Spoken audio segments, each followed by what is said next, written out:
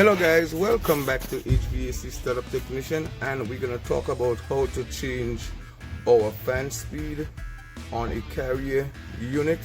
We know we have a 60,000 BTU carrier unit because each of those burners is 20,000 BTU. So we know we have 60,000. So we're going to have to go to our board, which is down here, and it may look complicated, but it's really simple. And we have all these wires here, which is really our fan speed. But a simple way to look at it, we need to get the correct airflow for heating and cooling. So we will have to go to our book, like our manual, which is really important. You could take a look at this. And I already knows that our model number is a 060E117-14. And so it tells you right here, this is your chart.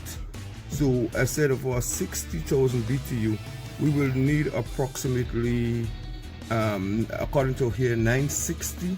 We will require 900, but we're gonna get 960 here for it. And it tells us that we need the orange wire to pull that amount of CFM. So I'll already go ahead, and you could see here, we have our terminals. These are our spares, and this one is for heat here, and this is for our cool. So we could go ahead and we're gonna put our orange.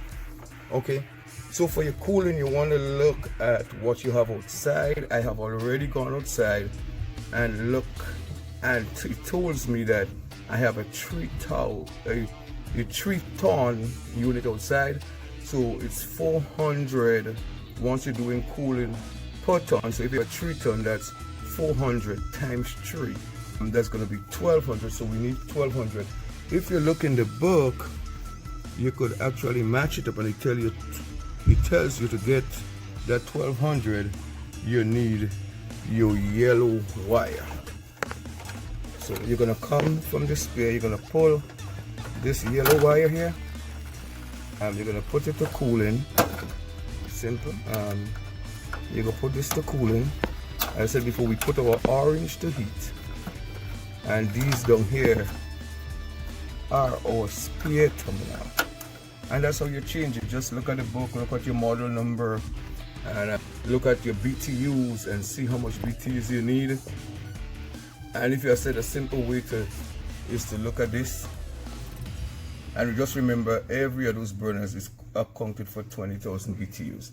So if I had 4 of those, I would have an 80,000 BTU. If I had 5, I would have 100,000 BTU.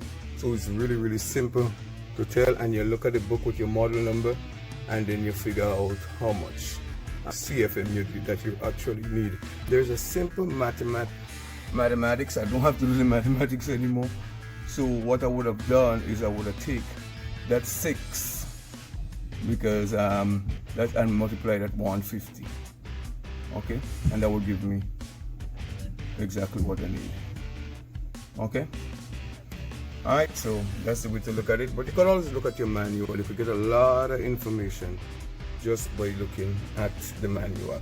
So that's a simple way to change your fan speed, to make sure you're getting the right airflow. And a lot of technicians use the word CFM. So even though the technician doesn't want to confuse you too much with the CFM, but it's the amount of airflow that you get going through the unit. Okay, and making sure that you're not losing all of your airflow. You need to have the right speed so you could get the right airflow coming through the house. All right guys, thank you for viewing the video. Please don't forget to comment and subscribe. All right, see you guys. Bye.